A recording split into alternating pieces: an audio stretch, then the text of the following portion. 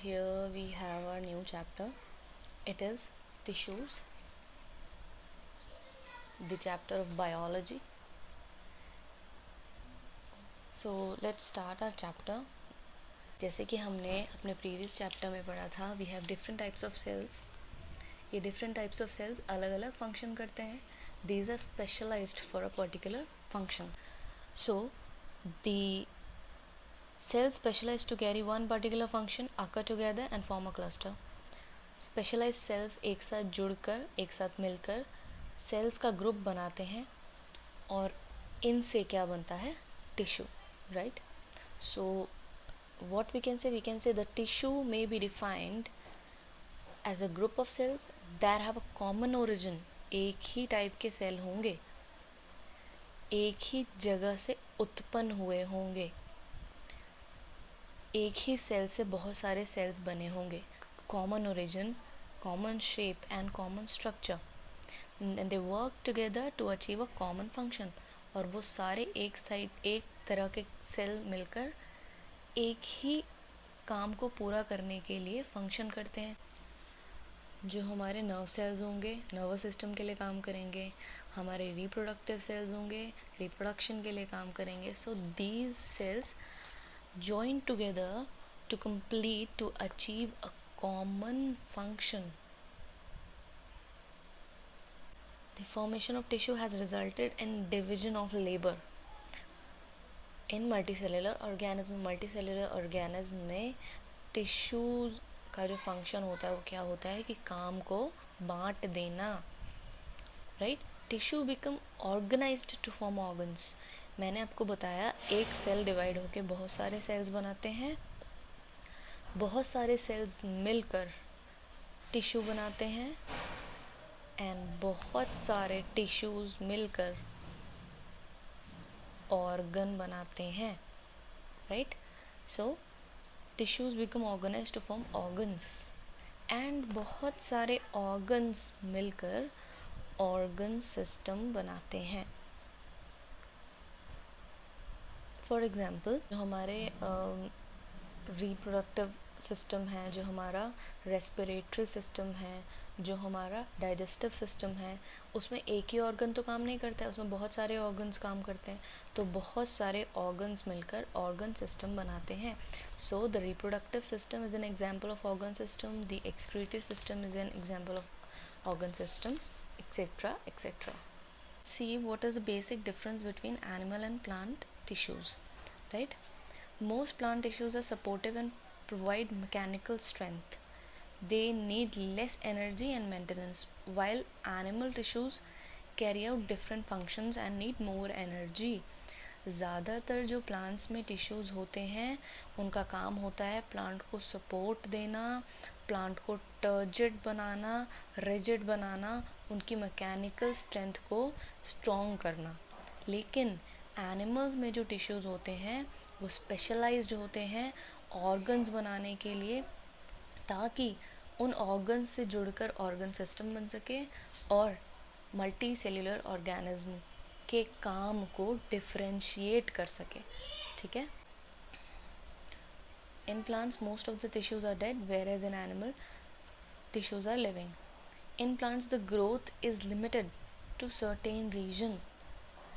Plants में growth जो है वो सर्टेन रीजन तक ही होती है, but it is uniform in all cells in animals. Plant cell की ग्रोथ, प्लांट टिश्यूज़ की ग्रोथ एक समय के बाद आके रुक जाती है, या फिर अगर एक समय के बाद आके नहीं रुक रही है तो क्या होगा कि पूरे प्लांट के टिश्यूज़ ग्रो नहीं करेंगे, कुछ लिमिटेड जगह पर ही प्लांट टिश्यूज़ ग्रो करते हैं. कई सेल्स डेड होते हैं, उनके जगह नए सेल आते हैं, right?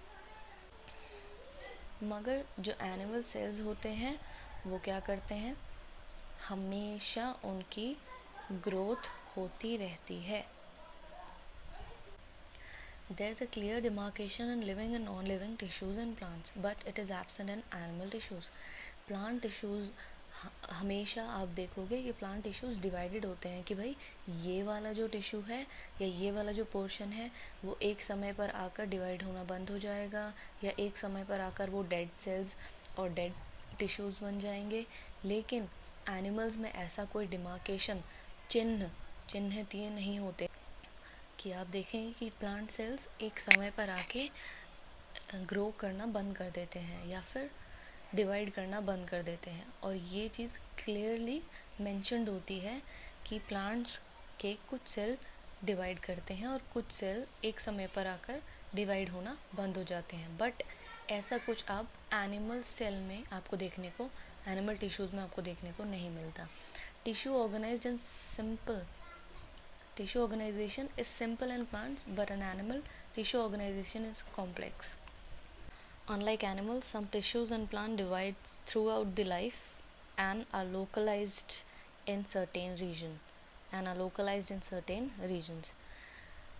And the example of these type of tissues are meristematic tissues.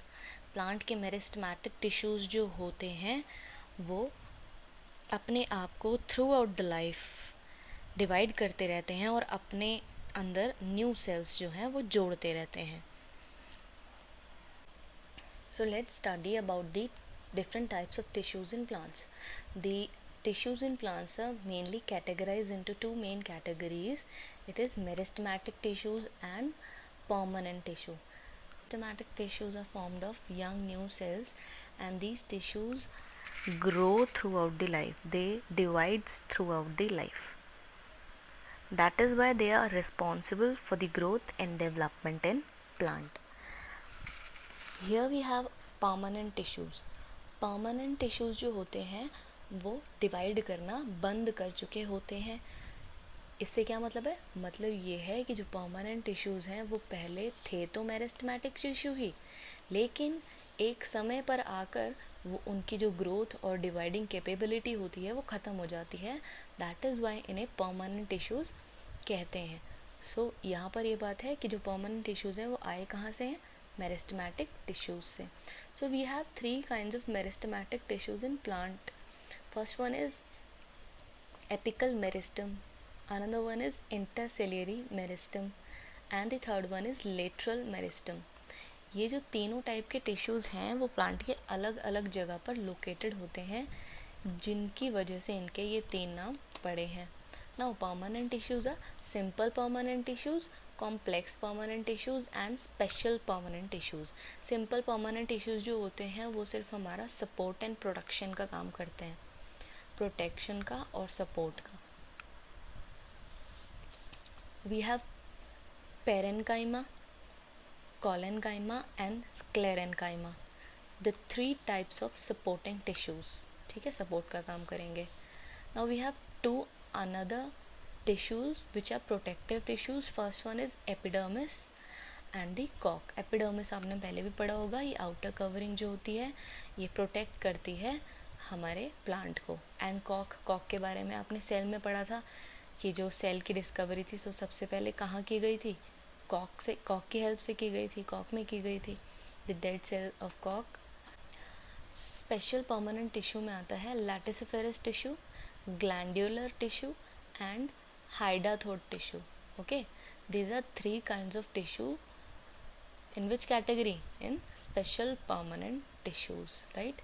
Now the most important category of permanent tissue is complex permanent tissues. We have two kinds of complex permanent tissue. First one is xylem and another one is phloem. आपने ये 7th class में भी पढ़ा होगा कि भाई जो xylem है वो वाटर का ट्रांसपोर्टेशन करता है और जो फ्लोएम है वो फूड का ट्रांसपोर्टेशन करता है प्लांट्स में, right.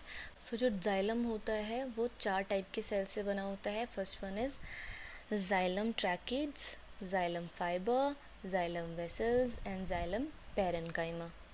Similarly phloem is consist of sieve tubes या फिर sieve elements, phloem fibre, phloem parenchyma and companion sales.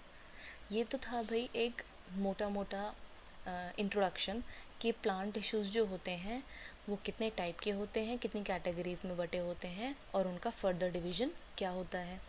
अब हम पढ़ेंगे इन सारे टिश्यूज़ को डिटेल में, right? So that's all for today. Do your work in fair notebook.